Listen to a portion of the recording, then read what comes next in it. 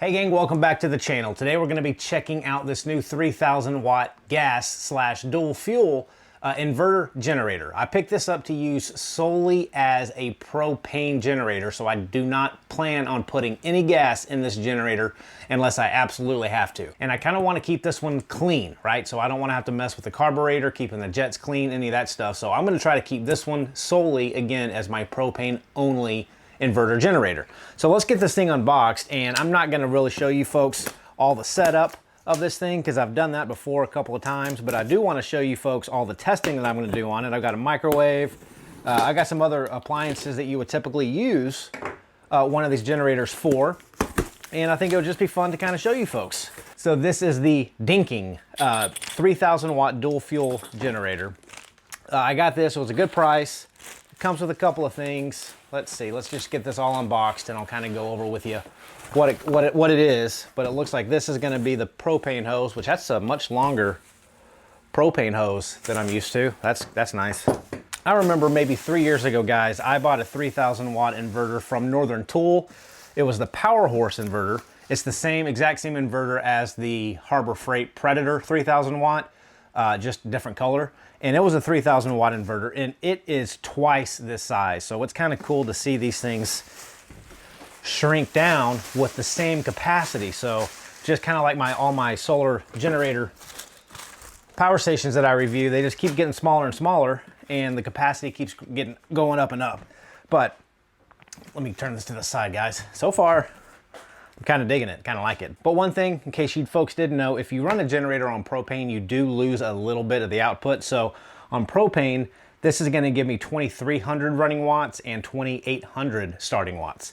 If I used gas in this generator, it bumps it up a little bit to 3,000 starting watts and 2,500 running watts on gas. So this is kind of a nice little bonus. I typically buy storage cases or storage bags for my generators anyway, and this comes with a little cover that you can put on. It just keeps all the dust and nasty stuff that accumulates in a garage, keeps it off the generator. So I like that it comes with that. So looking at the business end of this unit, we're gonna have our choke, we're gonna have our idle or our economy switch, we're gonna have a little 20 amp circuit breaker reset switch. This is gonna be your propane connect. It doesn't appear to be it's not a quick connect. You will have to screw the propane hose on. Kind of wish it was a quick connect, but it's not that big of a deal. You do have a 12 volt cigarette style output here in the bottom. You got another circuit breaker, looks like an 8 amp circuit breaker. I'm assuming that's probably for the 12 volt socket right there. Then you're gonna have two AC 120 20 amp outputs. And this is parallel capable, so you can buy another one of these and double the capacity. A little grounding rod, little grounding terminal here if you do want to ground this unit. And it does have a carbon monoxide alert monitor, so if you're running this in too much of a confined space, it will alert you if there's too much CO2 in the air, and it'll shut down. So that's always a pretty good little safety feature to have. Let's see how easy it is. Okay, good. It's easy to get to the spark plug. Some of these guys, they're hard to get to the spark plug, but the spark plug, I know it's hard to see with the light, is right there underneath this little lid that you can pull back. To get to the oil,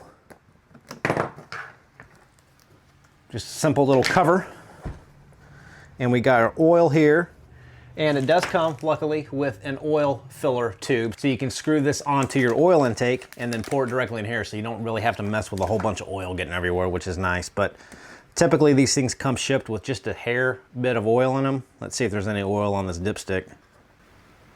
Yeah, there's just a slight bit of oil on that, which is good. I don't really like it when they ship them bone dry. For one, it means they didn't even test them at the company if there's no oil in here. I hope not.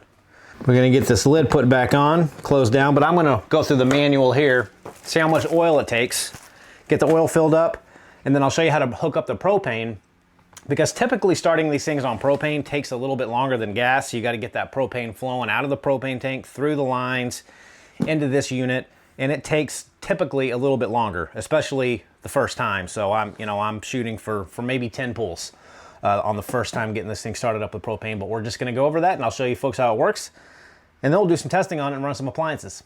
Got my concoction of 450 milliliters of 10W30 oil with just a splash of Marvel Mystery Oil. And I won't switch over to synthetic until my generators get about 10 or 15 hours on them. So we're just gonna run straight conventional oil during the break-in process. And it looks like this dipstick does have a little magnetic end. Some people think they help, some people don't, but it, you know, in theory, it does help capture some of the really fine pieces of metal that might shave off in that engine. If it doesn't work, oh well. If it does work, I'm glad that they put that on there. But we're gonna get this thing screwed in. And this sure does make it a lot cleaner.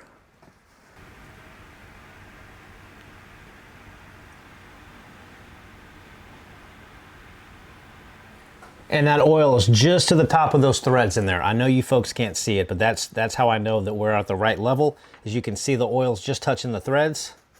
So I'm gonna get this dipstick put back in. We're gonna put this thing back together, and I'm gonna give it just a few slow pulls, get that oil moving in here, and then we'll take it outside and hook it up to a propane tank. All right, so like I said, I'm just gonna give this thing a couple of really slow pulls just to get that oil circulating. Now to connect the propane, take your regulator in, screw it onto your propane tank.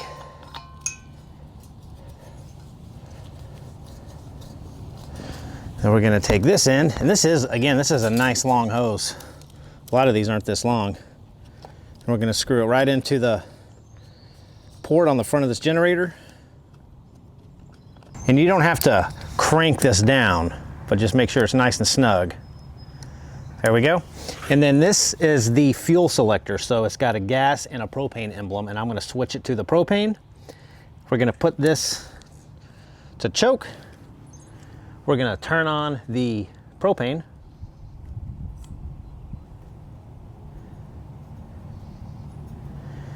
And my guess is 10 pulls. Because that propane is going to go through this line, get into this generator once I'm starting it, and it typically takes a while to get these things started the first time, especially on propane. But my guess is 10. Let's see how far off I am.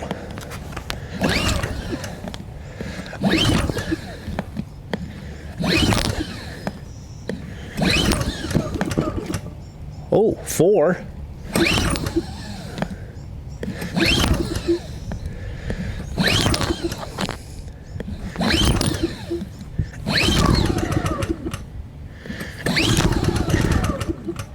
Well, I think that was about my 30th pull. I knew these were hard to get started off propane, especially the first time, like I said, but I was kind of hoping I wouldn't be out of breath.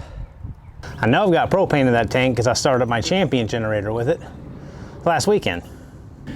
All right, I'm gonna try a different tank.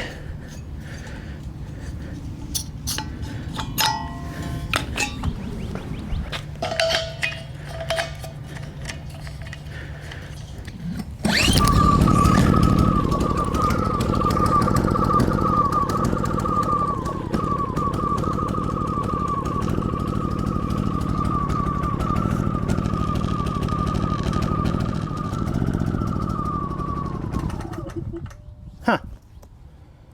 Well, that's not working too well, is it, gang? Well, I got her to kind of start again, but you can tell this isn't quite right. Got the reset button light on. It's on run.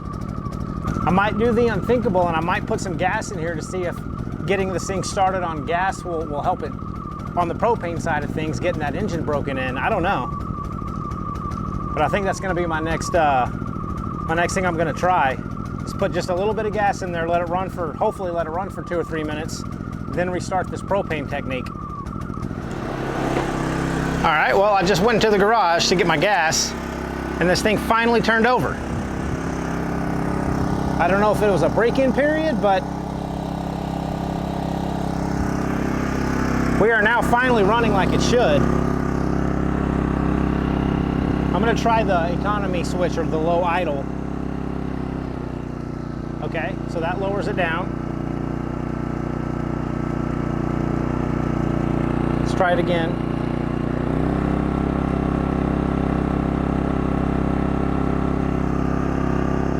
Well, that was much harder to start than I was hoping for. I don't know if, again, it's just such a brand new generator and trying to get it started off of propane for the first time, but I'm gonna let this thing run for about 30 minutes to an hour straight off of this setup, no load, and then we'll start our testing on it to see what appliances I have in the house that hopefully this thing can run. So I've let this thing run for about 45 minutes now. I've just got a small 500 watt little travel hair dryer thing going on with it. So let's go back in here to the shop and let's do some more testing. So I got a microwave here, gang, and I got some popcorn sitting on top of it. And let's see if that 2300 rated running watts will start this. I've got the microwave setting on high, and we're gonna throw that in there and see if it works. So I've got a heavy duty 10 gauge extension cord running out to that generator. We're gonna plug in this microwave here. Throw the popcorn in. Let's set it for 3 minutes, and you'll probably be able to hear that generator rev up as soon as I get this timer set.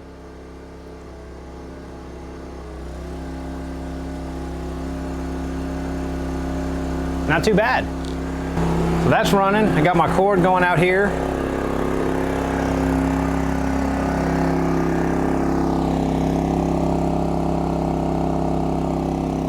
All right, I'm gonna cut this off now before I burn my popcorn, and you should hear that generator bog back down.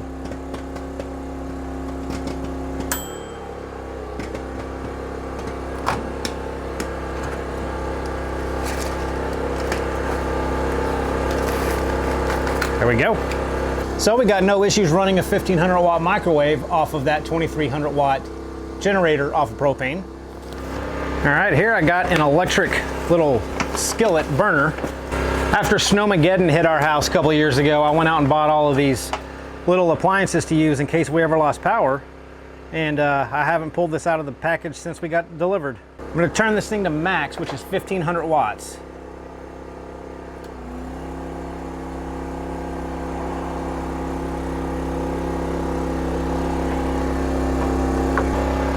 Okay, now we're sitting at 418 degrees. 539. I'm curious though, I want to know how many watts this thing's pulling. So let's go hook up this watt meter out to the generator to see exactly what this is pulling.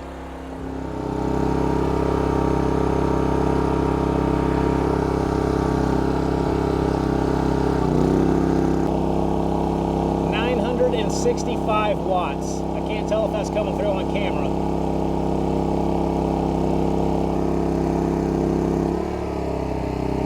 So we know that pulls around 1,000 watts. So let's get that plugged back in.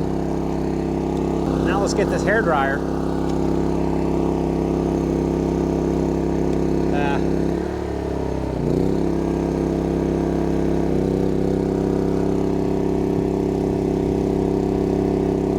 And this right here pulls around 750 watts. So I've got 750 watts and 1,000 watts in here running.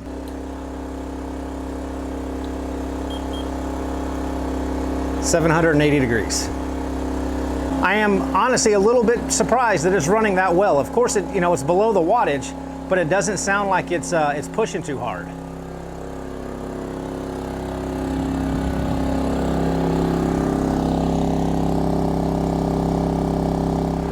Let's continue. So I've got, again, still about 750 watts running this little hair dryer right here. Still running it.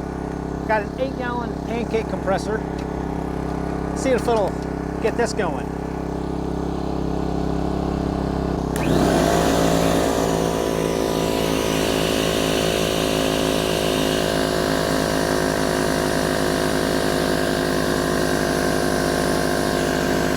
No problem. No problems at all running the air compressor and the hair dryer.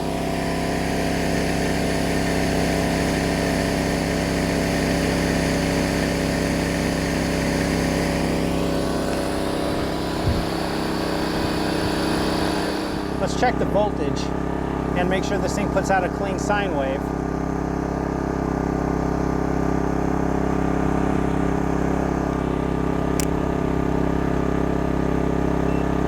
Wow, 123 volts. 123 23.1 volts. Let's check out the sine wave.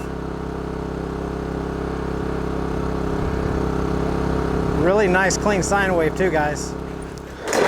All right, guys, well, final thoughts on this thing. After the initial testing is, I think I got a good one. I'm really, again, wanted a generator to use solely for propane only, and this is gonna fit that mold. I'm gonna put it in my garage, I'm gonna put that cover on it, start it about every 3 months, or even, before then if I can, and just only run propane out of this so that way I don't have to deal with all of the fuel related issues that some of these small engines have, which is why I wanted this one.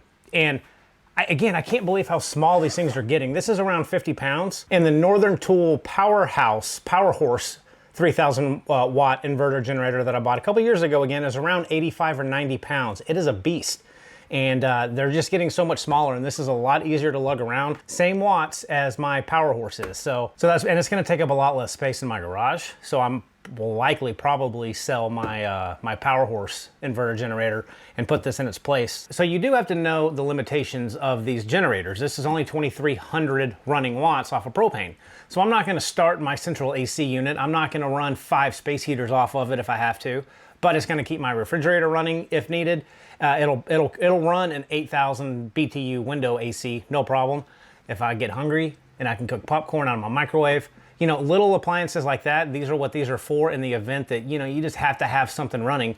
And this will be good to charge up RV batteries. It's not that big to stick in the back of the truck, and you can plug up one of your LiPo 4 chargers directly to the front of this, hook these up to your batteries, charge up your batteries, 20 amps, no problems. So there's a lot of uses for these smaller generators, at least in my world, for things that I need it for. So I think this is gonna be a good item to add to my arsenal for backup power, because you guys know that I love that, either my solar generators or my regular gas dinosaur fuel generators. You can't ever have too many, in my opinion. So guys, this was 550 bucks. It's normally around 600, but there was a coupon at the time. So, and I think there still is a coupon, and I'll put that picture up here right now on Amazon if it's still available. And I'll put a link for this down in the description below. I got a little bit tired, honestly. My arm was getting a little bit sore trying to get this thing started off of propane, but that, in my experience, is pretty typical trying to start these things off of propane, especially if you've never even started them off of gas, which is kind of where I was leaning to when I couldn't get this thing started.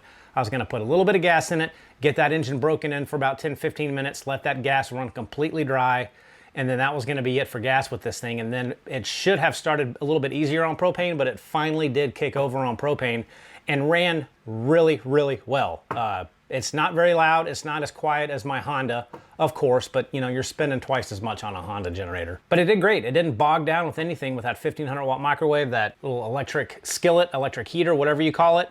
It did well. So I think it's gonna be a good little addition to the garage arsenal. So gang, thanks for watching. Hope you found that useful and somewhat entertaining here on a Saturday morning when I had nothing better to do than to show you folks my new generator. So stay tuned. We will see you soon. Take care.